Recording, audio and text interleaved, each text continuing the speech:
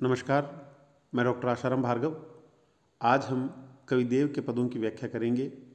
इस भाग 7 में हम देव के पद संख्या 19 से 21 की व्याख्या करेंगे।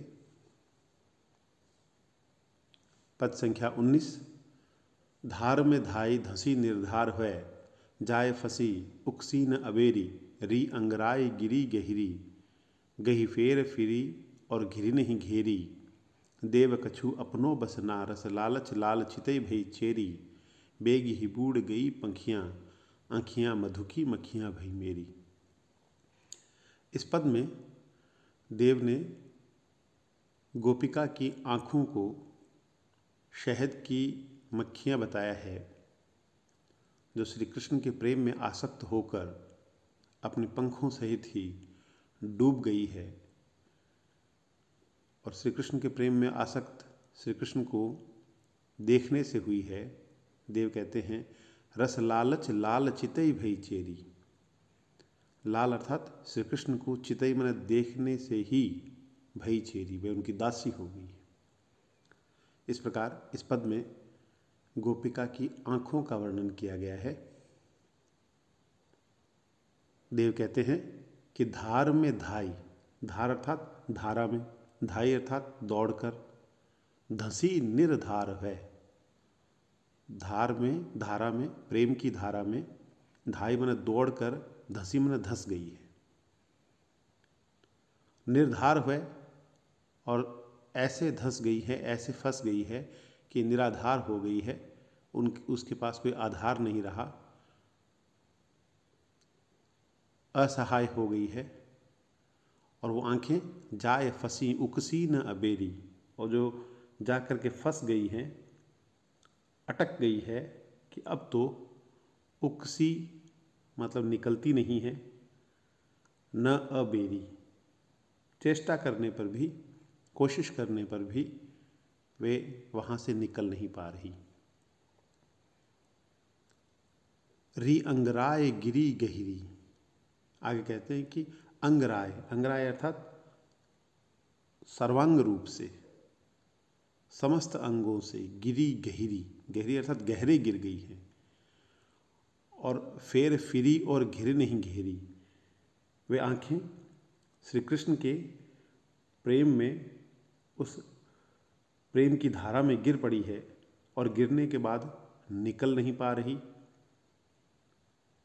वो इस प्रकार गहरी गिर चुकी हैं कि चाह कर भी वापस नहीं आती।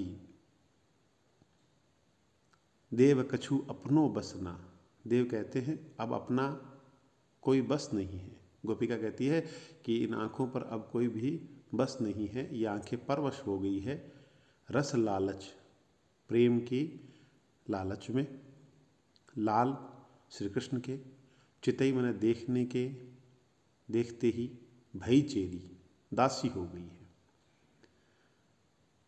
यहाँ गोपिका की आंखों का वर्णन करते हुए देव कहते हैं कि अब उन आंखों पर कोई भी बस नहीं रहा, वे प्रेम के लालच में श्री कृष्ण को देखते ही उनकी दासी हो चुकी है, परवश हो चुकी है।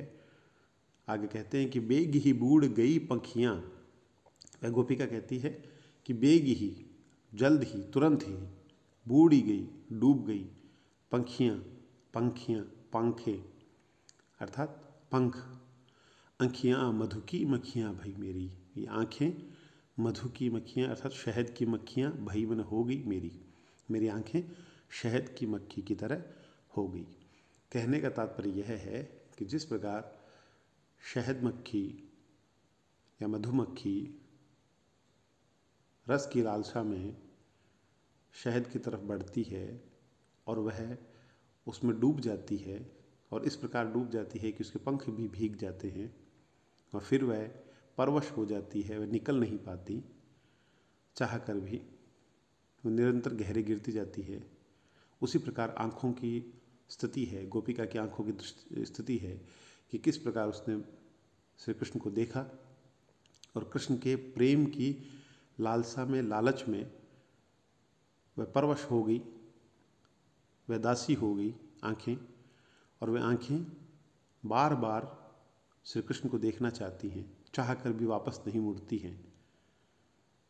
निरंतर श्री कृष्ण के अंगराई अर्थात उनके रूप को देखते हुए उनके रूप के गर्त में गहरे गिरती जाती हैं और इस प्रकार इन आँखों पर अपना कोई वश नहीं रहता। देव कहते हैं कि धार में धाय, प्रेम की धारा में, कृष्ण के रूप की धारा में धाय मन दौड़ करके धसी जा करके स्वतः कृष्ण के रूप पर आसक्त होकर उस प्रेम की धारा में धस गई है। और जैसे ही धसी है निर्धार हो गई, अर्थात उसका कोई खुद का आधार नहीं रहा, वे परवश हो चुकी हैं और जाए फंसी, जा करके कृष्ण के रूप से आसक्त हो गई, उसमें फंस गई। अब उकसी न अबेरी, चाह कर भी उन्हें निकल नहीं पा रही है। और री अंगराय गिरी गहरी, और श्री कृष्ण के रूप लावण्य में गिरी गिर गई है, गहरे गिर गई है, कि ऐसे गहरे गिर गई है कि फेर फिरी और घेरे नहीं घेरी, फिर चाह कर भी इसे ना फिराया जा सकता है, हटाया जा सकता है, न ही वापस गिराया जा सकता है। अर्थात गोपिका की आंखें कृष्ण के रूप पर मोहित हो चुकी हैं, गहरे गिर गई है, वह चाह कर भी उनसे अपनी नज़र हटा नहीं पा रही।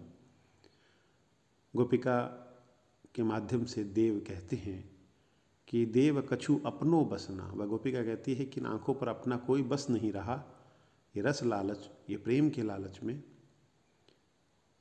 श्री कृष्ण के रूप के लालच में लाल चितई, श्री कृष्ण को देखते ही भई चेरी उनकी दासी हो गई है और बेग ही बूढ़ गई पंखियाँ, तुरंत ही डूब गई, पंखों सहित डूब गई, आँखियाँ मधु की मक्खियाँ भई मेरी, मेरी आँखें शहद की मक्खी की तरह हो गई। कृष्ण का रूप सौंदर्य इतना अधिक है कि उनको देखने मात्र से ही, तुरंत ही, प्रथम दर्शन से ही गोपिका की आँखें शहद मक्खी की तरह डूब गई, परवश हो गई, चाह कर भी वो उनको कृष्ण से दूर नहीं कर पा रही है। पद संख्या 20। रावरो रूप रयो भरी नैननी, बैननी के रससो श्रुति सानु, श्रुति सानु, गात में देखत गात तुम्हारी, बात तुम्हारी ये बात बखानु, ऊदो हहा हरिसो कहियो, तुम हो न यहाँ यह हो नहीं मानो, या तनते बिछुरे तो कहा, मनते अनते जो बसो तब जानो। इस पद में सूरदास के भ्रमर गीत की तरह, नंददास के भंवर गीत की तरह उद्धव गोपी संवाद है। इस उद्धव गोपी संवाद में एक गोपिका अथवा राधा उद्धव से कहती है कि उद्धव हरिसो कहिए, श्री कृष्ण से कहना तुम हो न यहाँ, तुम यहाँ नहीं हो नहीं मानो, मैं ये नहीं मानती। तात्पर्य यह है कि कृष्ण चाहे शरीर से उन गोपिकाओं के राधा के पास नहीं है, लेकिन वे कहती हैं कि कृष्ण हमारे ही पास हैं। यह आवश्यक नहीं है कि कोई व्यक्ति शरीर से किसी के पास ना हो तो मन से ही किसी के पास ना हो। श्री कृष्ण मन से, वाणी से, रूप से हमारे ही पास है। गोपिका कहती है कि रावरो रूप को, गोपिका कहती है कि हे उद्धव, श्री कृष्ण से कहना, क्या कहना, कि रावरो रूप रयो भरी नैननी, आपका रूप, रयो मन रहा है भरी नैननी, नैनों में भरा हुआ है। गोपिका कहती है मेरे नैनों में आपका रूप भरा हुआ है। और बैननी अर्थात आपके वचन से, आपकी वाणी के रस से, श्री कृष्ण आपकी वाणी के रस से श्रुति सानो, श्रुति अर्थात कान, सानो मन सने हुए, भरे हुए, आपके रूप, आपका रूप हमारी आंखों में बसा हुआ है, आपकी वाणी के रस से हमारे कान सने हुए हैं, सराबोर हैं, भरे हुए हैं।